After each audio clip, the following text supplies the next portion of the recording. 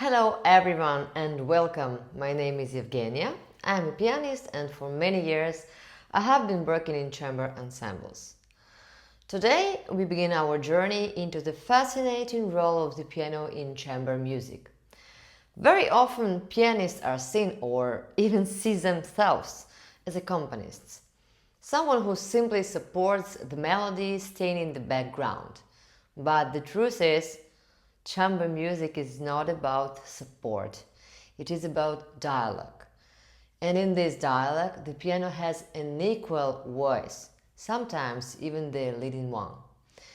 That's exactly what I want to share with you in this course. And we will start today by breaking the myth of the accompanist.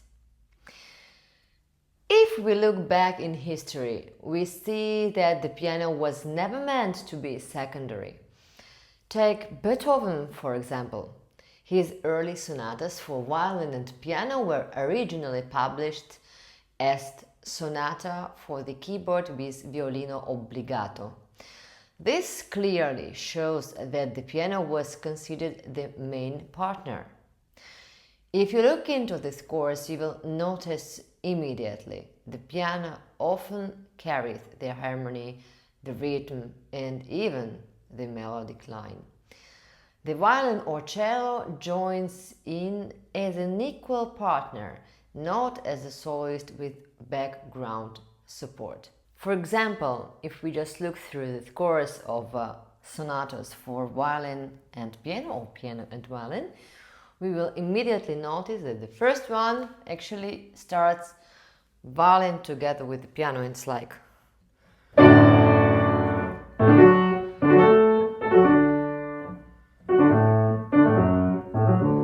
and only then we have the melody of the violin.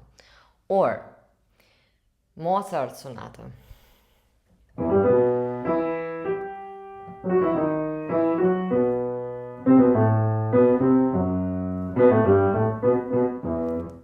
Etc. We have the theme both in violin and piano part exactly immediately together. Or even more, Beethoven's Seventh Sonata.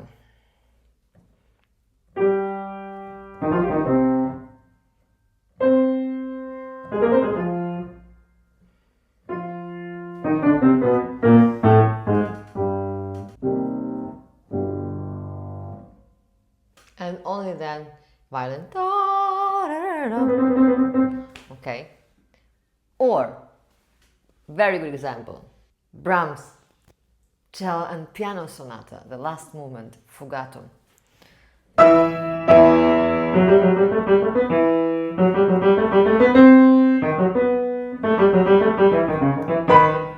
And only here you have the cello parts entering. What does it mean? That we have theme proposed by the piano.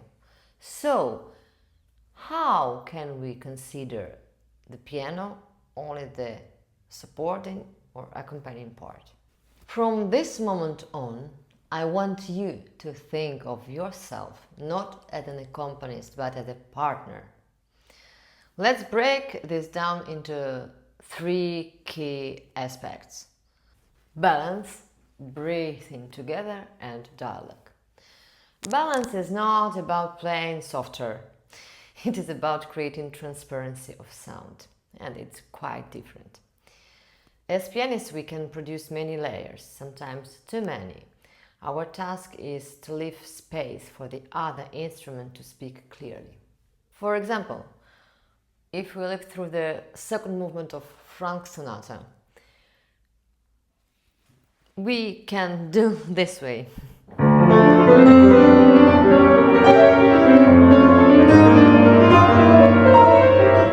Or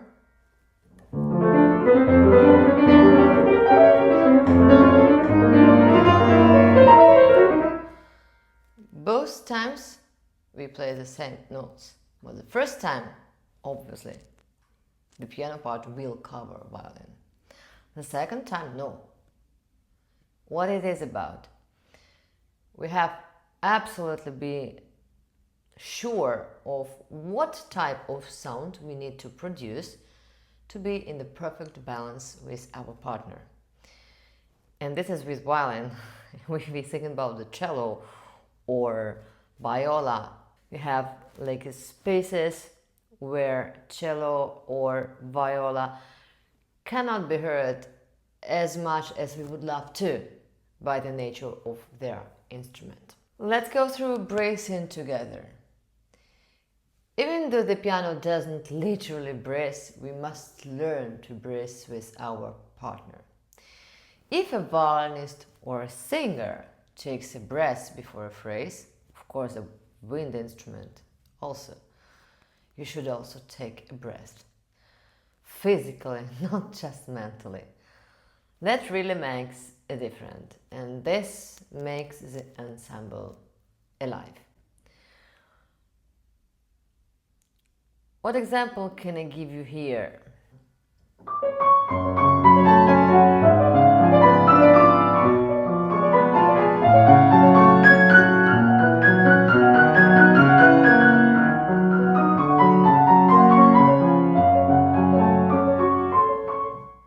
Or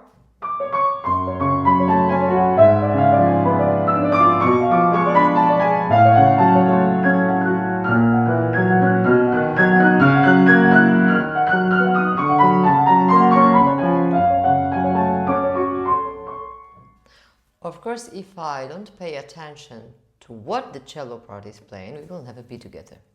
We will be maybe quite together, but not really together. Later on, we will definitely speak about how to challenge this, to decide where to breathe, who decides to breathe. And of course, you don't have to forget that sometimes on the stage it difference. That sometimes happens, magic happens. And you have to be always ready.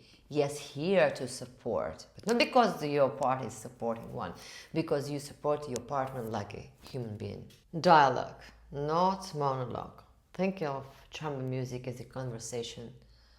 Sometimes you speak, sometimes you listen, sometimes you respond, you answer. If you don't do this, there is no chamber music, there is no music at all. I would love to talk about common mistakes pianists make. Being too dominant, playing as if it's a piano concerto, covering the partner and thinking about only solo piano. Being too submissive, hiding behind, afraid to show character. Not listening, treating the ensemble like a solo with decoration. The art is somewhere in the middle. Strong presence, but also space for other voice. And now, how to start learning a chamber work? Before we go deeper, let's talk about something very practical. How should a pianist start learning a new chamber work? Here is the process I recommend to my students. Read your own part first. Play through your part almost as a sight reading. Get a general impression of the piece. Don't over-practice at this stage. Then play the other instrument's part. And this is crucial. Take the violin line, or the cello, or the voice, or whatever, and play it yourself.